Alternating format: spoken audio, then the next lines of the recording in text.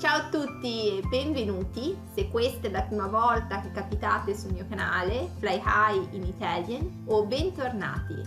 In questo episodio vedremo come pronunciare il suono gn in italiano, che può essere piuttosto complesso, specie se nella vostra lingua madre non c'è questo suono, come per esempio in inglese.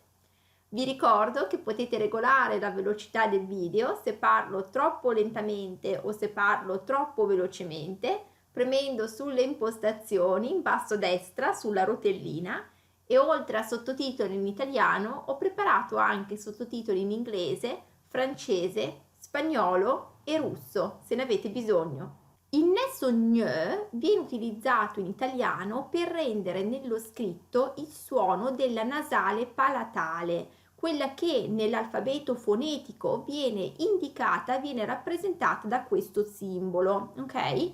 Ed è anche, si trova anche in altre lingue, come per esempio in francese, lo si trova anche in spagnolo con la ñ, ma se venite per esempio dall'inglese, se la vostra lingua madre è l'inglese, o ci sono anche altre lingue che non hanno questo suono, e appunto per esempio in inglese lo si trova nello scritto, lo si trova appunto gn, sì, esistono tantissime parole in inglese, ma la pronuncia non è quella della gn.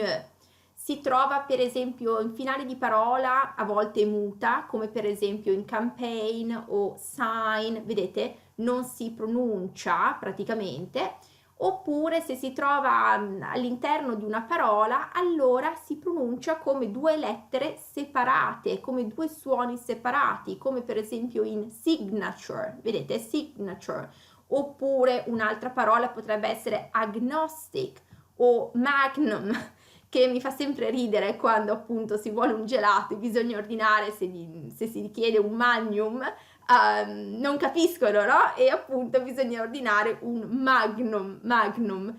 E specie quindi se sono parole di derivazione latina, ok? Oppure anche ignorant, ecco, quindi tutte queste parole in cui c'è il nesso gn all'interno di una parola, si pronuncia nella maggior parte dei casi appunto gn, quindi come su due suoni separati, ok? E piuttosto dura appunto come pronuncia. In italiano invece il nesso gn, il nesso gn si trova in posizione intervocalica, quindi tra due vocali. E questo lo troviamo per esempio, vedete qui in cognato, esempi, cognato, spugna, quindi in questo caso abbiamo il suono gna, quindi cognato, spugna, col suono gne abbiamo agnello o lasagne, e poi gni, dignità oppure significato, e poi abbiamo gnocco in gno o legno, e poi abbiamo ognuno col suono gnu oppure gnu, ok?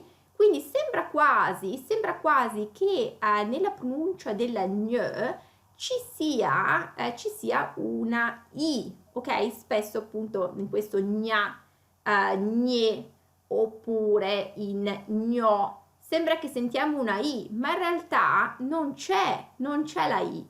Quindi mi raccomando, nello scritto, a meno che si tratti del suono gni, il suono gni comunque è seguito poi da una consonante, come vi dicevo, dignità per esempio, o anche bagnino, o anche significato, ecco, quindi malignità, vedete c'è comunque una consonante dopo il suono gni.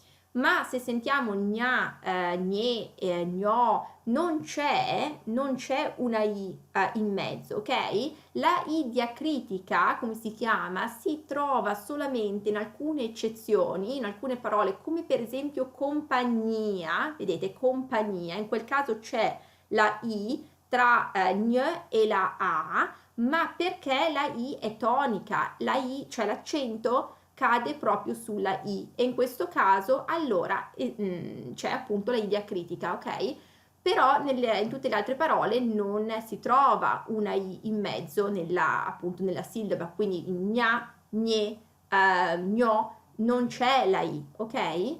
E poi la I si trova anche la I diacritica nella terminazione, quindi seconda accezione, nella terminazione della prima persona plurale del presente all'indicativo, come per esempio quando diciamo disegniamo oppure spegniamo, e questo è per mantenere la coerenza con le terminazioni del presente all'indicativo, che appunto hanno la terminazione alla prima persona plurale è in iamo, quindi come per esempio parliamo, ascoltiamo. Quindi per mantenere questa coerenza allora c'è questa I che appunto indica il presente dell'indicativo alla prima persona plurale. Quindi al 99,9% dei casi il nesso gn si pronuncia come una nasale palatale, quindi come gn. Perché vi dico 99,9% dei casi e non 100%? Perché in realtà ci sono delle parole che derivano dal greco antico in cui pronunciamo questo nesso come gn, quindi come due consonanti separate, un po' come in inglese si pronuncia appunto questo nesso, quindi gn. E questo sono parole del tipo gnosi, però ecco, sono parole molto molto non utilizzate nel linguaggio di tutti i giorni, quindi parole un po' dotte, e appunto gnosi è una di queste. E anche parole poi che derivano, sono parole che derivano dal tedesco, come per esempio wagneriano, l'aggettivo wagneriano, ok? Però questo è giusto da ricordarsi che non sempre, però dicevamo nel 99,9% dei casi la pronuncia è quella della gn. Ok? E quindi questo è tutto per la lezione di oggi, spero che vi sia piaciuta e spero che non farete più fatica a pronunciare la gn, ma fatemi sapere comunque nei commenti se vi crea difficoltà e come avete fatto anche per migliorare proprio su questa pronuncia e anche nello scritto. E se il video vi è piaciuto mettete un like, così che mi aiutate a spargere la voce e a raggiungere più persone con questo contenuto, e considerate iscrivervi al canale e attivare la campanella delle notifiche per non perdere nessun nuovo episodio. Allora vi auguro una buona giornata, un buon proseguimento, continuate a seguirmi e alla prossima. Ciao ciao!